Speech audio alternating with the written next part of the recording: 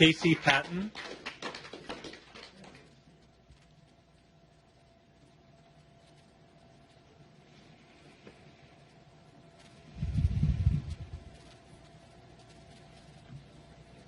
Good evening, Commissioners. My name is Casey Patton. I'm from Bremerton, Washington.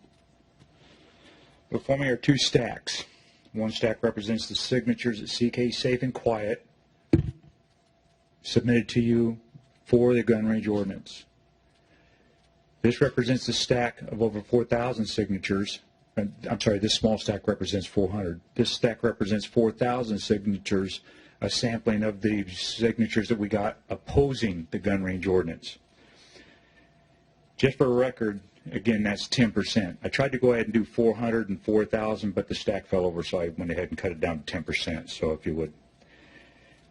Kitsap County Resolution 87-209, all three county commissioners, Charlotte Garrido, Steve Bauer, Josh Brown, signed this on May 11th, 2009. Within this document, it states, whereas the county finds that it is in the public's interest for firearm safety as well as the best economic interest of the county to provide that KRRC continues to operate with full control over the property on which it's located.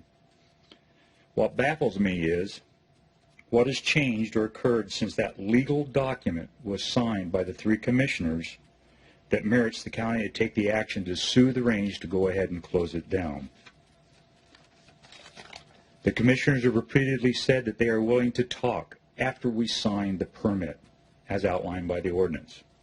This seems to me that the county is in breach of contract from the previous legal document as stated above. Paulsville Sportsman did sign or apply for a permit within the specified period of time. However, they have not received back a permit authorizing them to go ahead and operate. It's still being held, or they're asking. But what questions the people of Paulsville Sportsman is that the ordinance has changed since they even applied for the permit. We've been told that the county is willing to talk, just submit the permit. But based on the above, how can we honestly, in good faith, in the government to uphold our rights, which seems that they take the action as necessary whenever they want to?